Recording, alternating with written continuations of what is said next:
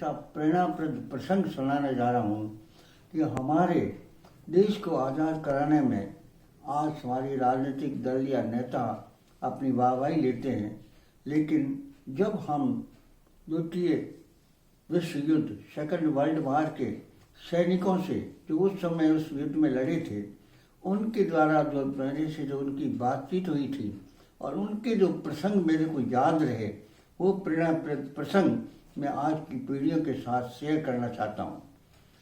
कि आज़ादी के बाद मैं 1960 में और 61 में मैं बड़ौदा गांव जैसलमेर से लगभग 20-25 किलोमीटर दूर है, वहाँ पर मैं अध्यापक के रूप में मेरी नियुक्ति हुई। शाम का समय होता था तो वहाँ पर कई जो वहाँ के जो लोग थे, कई सेकंड वर्ल्ड वार के अंदर सैनिक रह चुके थे। उस युद्ध के अंदर उनको बड़ी प्रसंग सुनाते थे, बड़े संस्मरण सुनाते थे, बड़े रोंगटे करने वाली कथाएं सुनाते थे।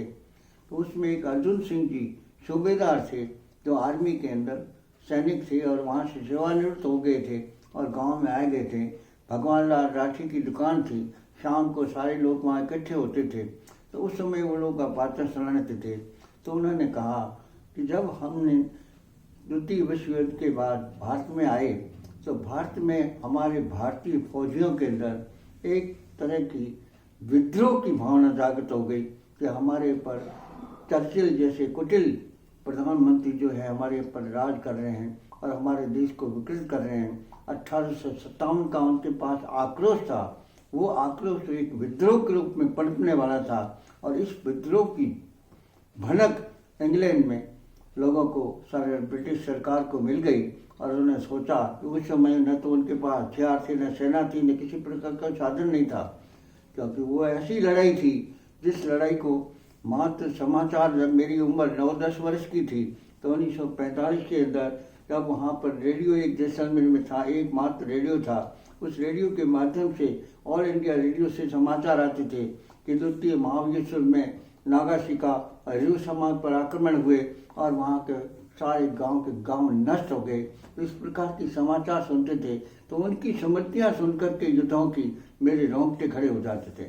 लेकिन उन्होंने जो महत्वपूर्ण बात मुझे उस समय समझाई, वो बड़ी महत्वपूर्ण बात है कि इस देश को आज़ाद कराने में केवल मात्र नेता या राजनीतिक दलों का सहयोग नहीं रहा है, परोक्ष रूप से हमारी फौज का सहयोग रहा है कि अगर फौज ऐसी विद्रोह की भावना उनमें अंदर पैदा नहीं करता तो आज देश को आज़ाद होने में तुरंत इतना समय नहीं लगता कि 45 के 2 साल बाद ही अंग्रेजों ने भारत को छोड़ दिया और देश आज़ाद हो गया। लेकिन उनकी कुटिल नीति वहाँ भी कायम रही, क्योंकि हमारे देश के अंदर 562 रियासतें थी। उन रियासतों को उन्होंने स्वतंत्र कर दिया और कहा कि चाहे तो आप हिंदुस्तान में मिलो, चाहे आप पाकिस्तान में मिलो और चाहे आप स्वतंत्र रहो। ऐसी परिस्थिति में पाकिस्तान बन गया, सिंध का बॉर्डर बंद हो गया, थार का रेगिस्तान, एक तरफ से पानी का सारा व्यापार, सारा समृद्ध खत्म हो गया। लेकिन मारवाड़ के जो राज्य थे, जैसलमेर, जोधपुर और बीकानेर, उस पर जिन्ना की बड़ी नज़र थी। उसने यहाँ के राजाओं को प्रलोभन देना शुरू किया, लोभ लालच दिया। अला रखा खान नाम के एक विदेश मंत्री उसका था, उसको जैसलमेर के महाराजा के पास भेजा कि आप हमारे साथ मिल जाए, हमको आपको सारी सुविधाएं देगी। लेकिन उनसे क्या बात हुई वो तो आज तक हमारे को रिकॉर्ड में नहीं मिली, मैं इतिहासकार हूँ लेकिन मेरे को नहीं मिली। लेकिन उसके बाद में जब दिल्ली के अंदर तीनों राजाओं के, मारवाड़ के, जोधपुर, जैसलमेर, बीकानेर के सामने जिन्ना साहब ने एक सफ़ेद कागज़ रखा कि इस पर जो आपको शर्त लिखनी है आप इसके पर शर्त लिख दीजिए, आपकी सारी शर्तें मान ली जाएगी। उस समय हमारे महाराज कुमार गिरधर सिंह जी, महाराज जवाहर सिंह जी के पुत्र थे, लेकिन उन्होंने कहा कि एक बात इससे पहले स्पष्ट करना चाहता हूँ कि अगर पाकिस्तान भारत पर, हिंदुस्तान पर आक्रमण करता है तो मेरा राज्य हिंदुस्तान को सहयोग देगा, पाकिस्तान को नहीं देगा। इस पर जिन्ना आग बबूला हो गया और उसने कागज़ को वापस छीन लिया, उसको फाड़ दिया और अपना फाउंटेन पेन उठाकर वापस लिख दिया। इसका वर्णन मेनन ने अपनी पुस्तक में किया है, तो उसको साक्ष्य के रूप में भी हम उसको देख सकते हैं कि उनकी बात की पुष्टि करता है। उसके बाद में देश जो है,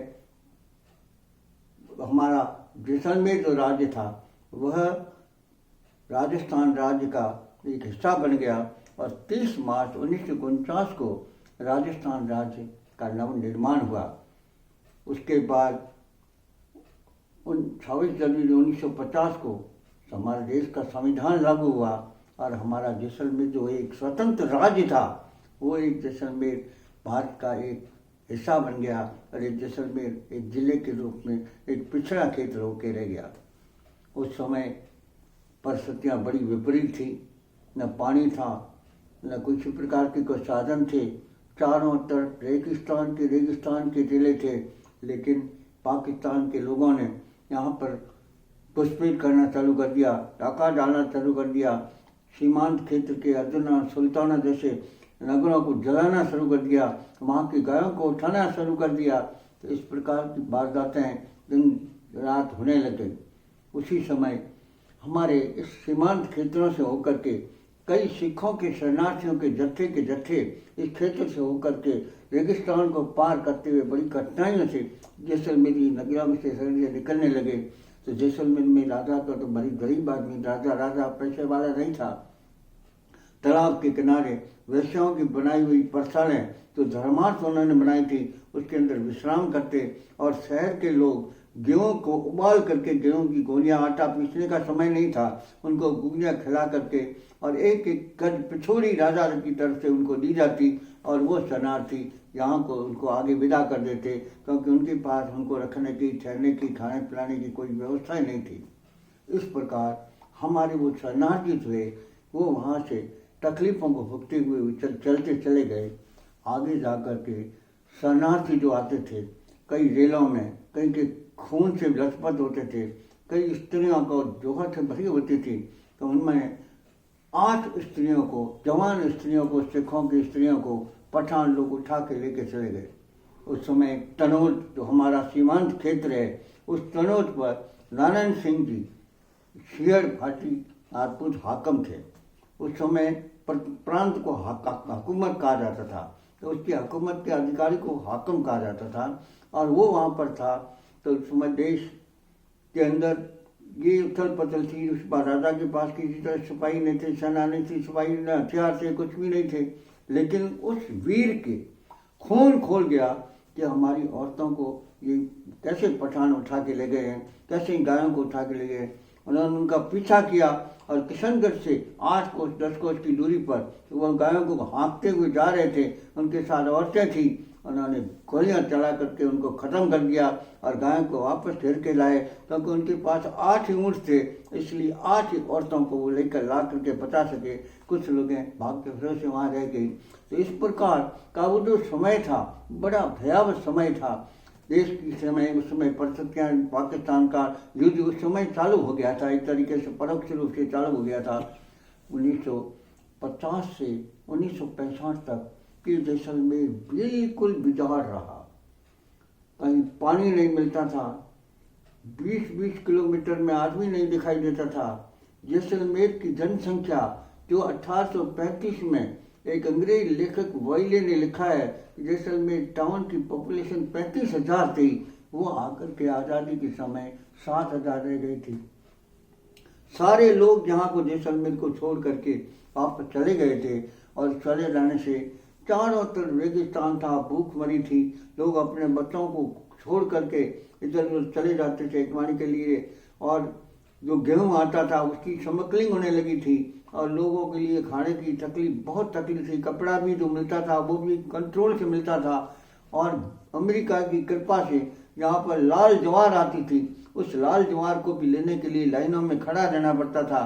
पानी की टंकियाँ आती थी जिसके अंदर अच्छे समृद्ध लोग पानी से उठा के लेके चले जाते थे, लेकिन गरीब औरतें उसको टंकी के पानी को प्राप्त करने के लिए भी तरसती रहती थी। बड़ा भयावह कठिन समय मैंने देखा है और मेरे एक मित्र ने ऐसी कहानियाँ मेरे को सुनाई कि लोग अपनी औरतों को छोड़ के चले जाते थे, अपने बच्चों को छोड़ के चले जाते थे, खाने के लिए कुछ भी नहीं था। लोग पेड़ों की छालों को उबाल के पीते थे और उसके साथ साथ टूसों के बीजों को कूट कर आटे की रोटियां बना करके खाते थे। बड़ा पाली का विशाल क्षेत्र था, विषम क्षेत्र था जिसके अंदर गोरखान, गौ के ऐसे पक्षी थे, नर पक्षी थे। कहीं कोई वीरान सा नगर था, ऐसा रात को हवेलियों में वगैरह में जाने में हमको थोड़ा डर सा लगता था। वो समय था, लेकिन इसी का दुष्परिणाम ये हुआ कि न सड़क, न वाहन, न संचार साधन, न किसी के लिए इसका फायदा उठाया। पाकिस्तान ने 1965 में तनोट को छोड़कर हमारी समस्त भारतीय पश्चिमी सीमाओं पर पाकिस्तान की मिसाइल आकर के बैठ गई। ईश्वर की कृपा थी कि तनोट के सैनिकों ने उनका मुकाबला किया। अगर तनोट वो आ जाते तो जैसलमेर तक उनको कोई रोकने वाला नहीं था। उन्होंने बड़े बड़े बम हवाई जहाज से गिराए, लेकिन वो सारे बम रेगिस्तान के अंदर धस गए। तो आज भी वहाँ पर मंदिर में रखे हुए उसके साक्षी हैं कि हमारे यहाँ पर ये बम गिराए गए थे। वो तनोट माता का चमत्कार था। इसलिए उस दिन से के बाद जो तनोट माता के अंदर जो RAC पुलिस और RAC रहती थी, उन्होंने इस मंदिर को समय 1966 में जब पहला चुनाव हुआ था तब मैं वहाँ गया था और उस मंदिर का साफ सफाई करके इस मंदिर की प्रतिष्ठा की थी। आज ये मंदिर सारे विश्व में जाना जाता है। सारे प्रधानमंत्री, सारे लोग वहाँ पर दर्शन करने को जो आते हैं। तो माता का चमत्कार था। उसके बाद 1965 से 1968 के समय के बीच में भारत सरकार का ध्यान इसकी ओर आया। तो ये कैसे क्या होगा, जब भारत की पहली प्रधानमंत्री इंदिरा गांधी बनी तो उसने जैसलमेर दौरा किया और जैसलमेर की हवेलियां, किले, सरोवर और उनकी उपेक्षित जैसलमेर को देखा। और उपेक्षित जैसलमेर को देख करके उसने जैसलमेर को एक नेशनल मॉन्यूमेंट घोषित कर दिया। और नेशनल मॉन्यूमेंट घोषित करने के बाद उसने सड़कें, हवाई जहाज अड्डे, कई साधन बनाए। जो 1965 के अंदर जो लोगों ने फिल्म बनाई थी, सत्यजीत रे ने एक फिल्म बनाई थी गोपी गायन बाघा वायन, माइकल ब्लूमैन ने एक इंग्लैंड से बनाई थी मिरेकल ऑफ इंडिया, एक हुसैन शाह पेंटिंग ने एक जैसलमेर पर एक डॉक्यूमेंट्री बनाई थी।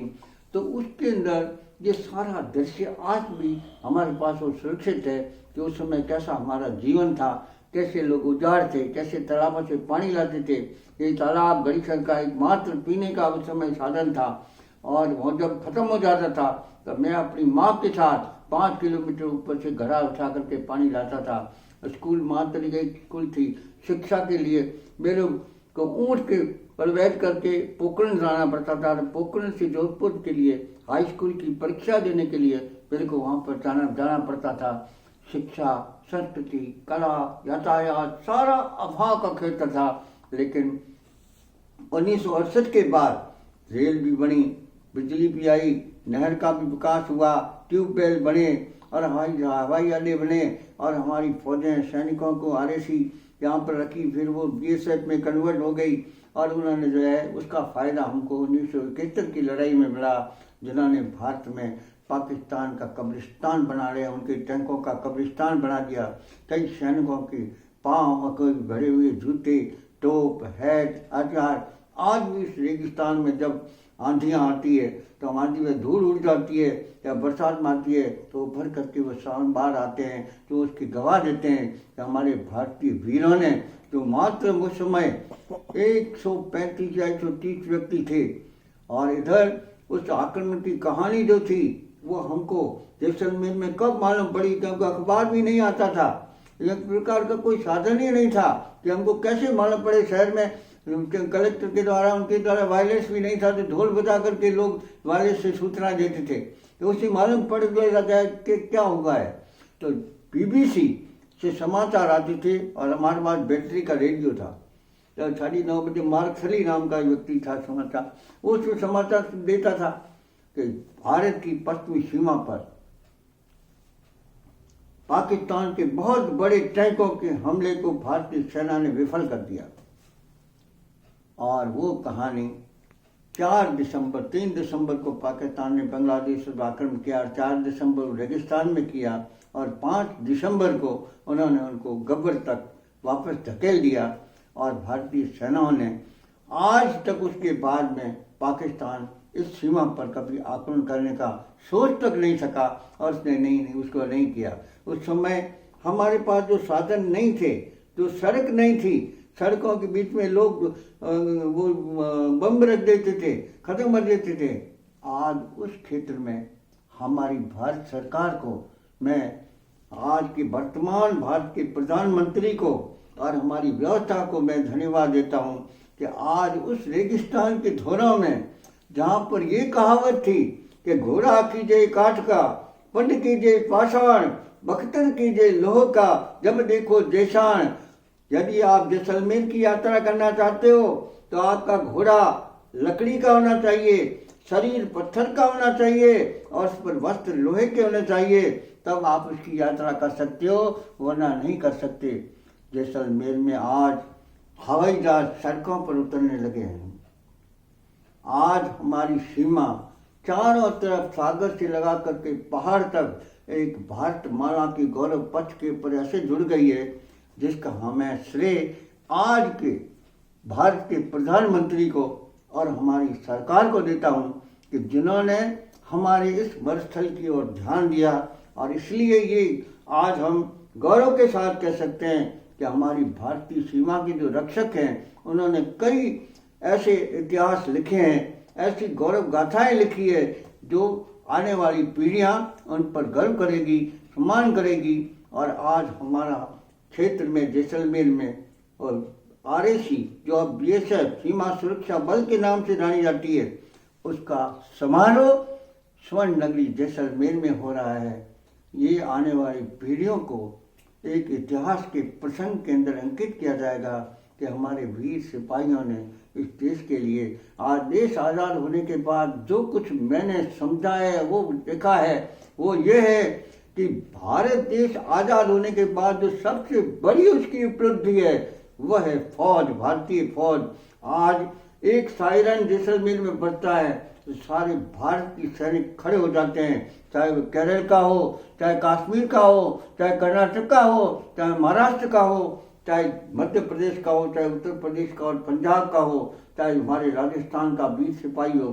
सारे लोग भारत के लिए एक साथ पर खड़े हो जाते हैं, चाहे वो चीन की लड़ाई हो, बर्फीला हिमालय का क्षेत्र हो, चाहे तपती धूप की रेगिस्तान की गर्मी हो, और उसके अंदर मेरा फौजी हमेशा दिखाई करते हैं और उन पर हमारे देशवासियों को गर्व है।